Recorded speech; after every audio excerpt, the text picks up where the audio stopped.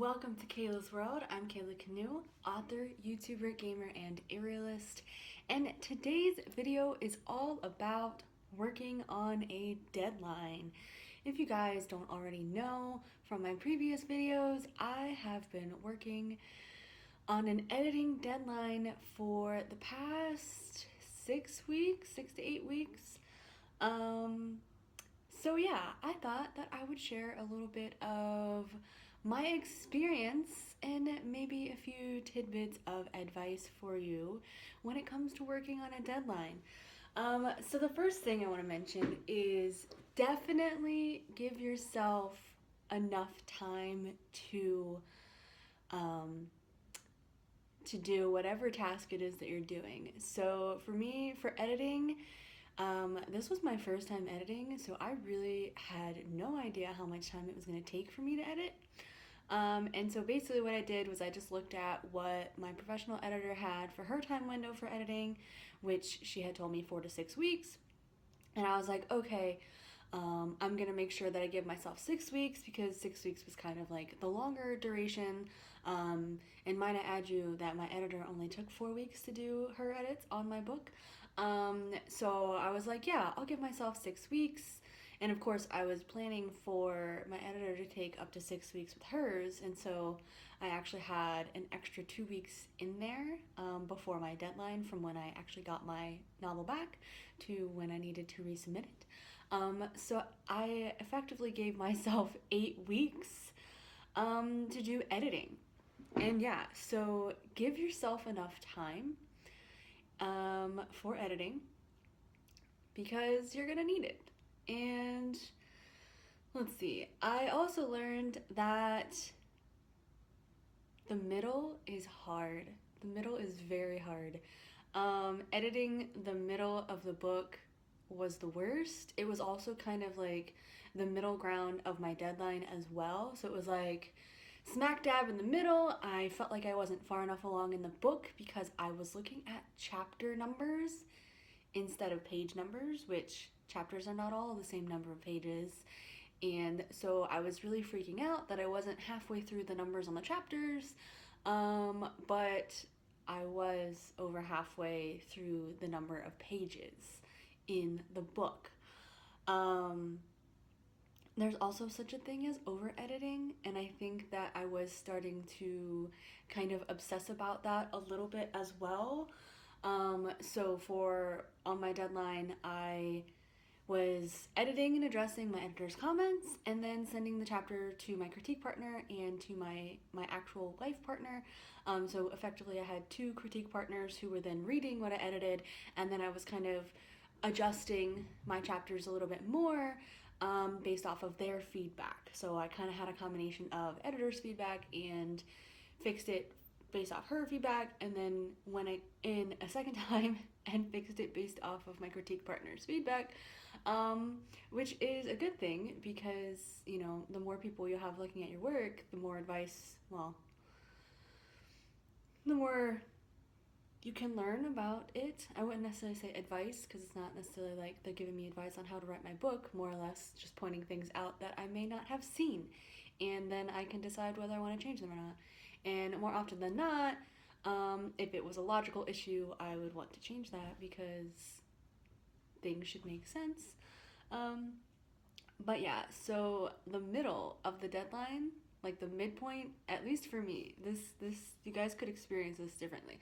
The midpoint of the deadline was the worst week for me. And maybe even the week before it, like that, like week and a half was just terrible. I felt so behind because I had been doing so much work on the front end of my novel. I had been editing it, giving it to people to read, and then re-editing it, and so it kind of put me behind all my chapter pages, and I was just like really upset and really stressing out because I was like, I'm not gonna make my deadline. I'm not where I need to be because I am a planner and I like to plan ahead. And another tip of advice, make sure you schedule in days off.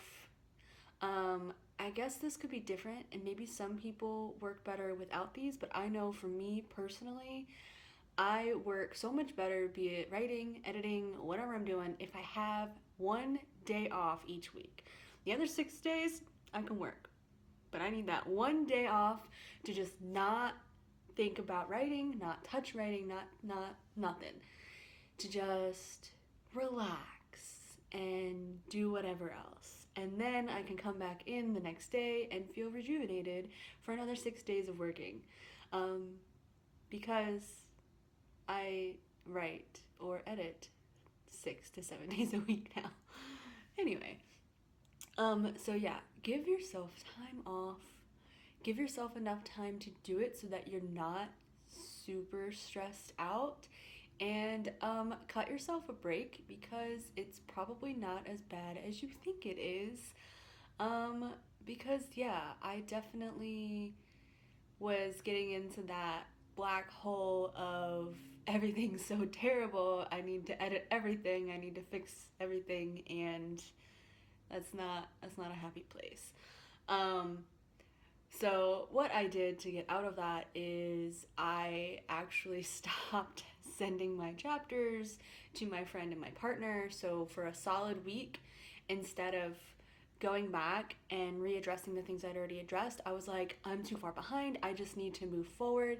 And I realized that when I was getting feedback from my friends, that it was pulling me backwards, and I felt like I was getting stuck and focused on this negativity, not really negativity, but I was getting focused on the stuff that I'd already gone through, and I was just feeling negative because I just felt like I wasn't making any progress. I felt like I was standing still, and I was just really worried about my deadline. So I basically just took a week and didn't send anything to them, and I just worked forward. So like I did a chapter every day. And actually, I also reevaluated my scale for determining how far along I was in my book, because my partner made a comment about my page count. And I was like, oh my God, you are so smart. Like, yeah, my book is less than 400 pages and I'm past the 200 page mark. So, like, I'm over halfway in the pages, even if I'm not over halfway on the chapter numbers, because there were some big chapters in the first part of the book. And there are quite a few shorter chapters in the second half of the book. So I was kind of hyper stressed over something arbitrary that wasn't even correct, because I was over halfway in the book. But I felt like I wasn't, and I felt like I was standing still. So perspective is always good to have. Definitely use an appropriate measure of progress, because I did not. And take a day off. Try not to stress so hard. And give yourself time so that you don't get stressed, and so that you have lots of time to edit and do whatever it is that you're doing that you have your deadline for. But yeah. So I did get through that, and after I did make progress by reevaluating how to monitor my progress, and also by working ahead before addressing their feedback, I did start sending my chapters back to my friends for them to read, and I'm actually right about at the end of editing my book right now. I have a week left of my deadline, and I have 4 chapters, I think, that I need to go through for like the first round, and they are the last 4 chapters of the book. And if you guys, I'm not sure if I mentioned this in some of my vlogs, but the third act of the book did not have very many comments, because it was probably the most put together part of my book, which is because it was the last part of the book that I wrote, and it was also written with a significant time lapse between the first part and the last part. So the last part of the book was better than the first part, so it did not need as much editing.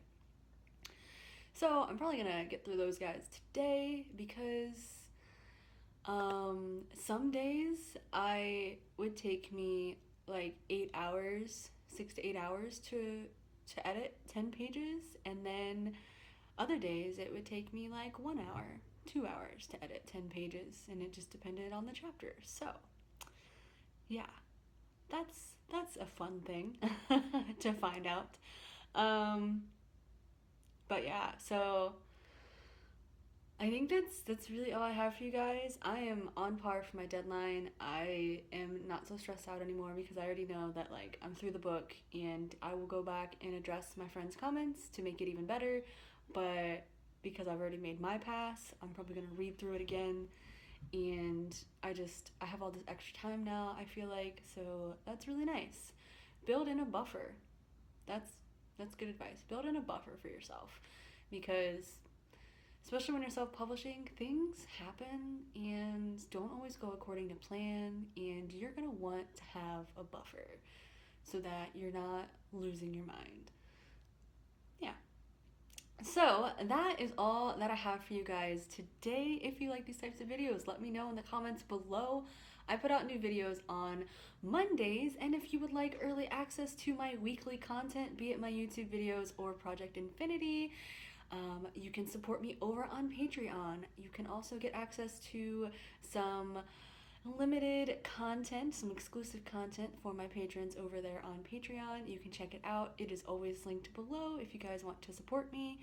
Also, if you haven't already, check out Project Infinity. It is a boy love sci-fi-ish web novel series. It is absolutely free for you guys to read over on Tapas. It is also linked below.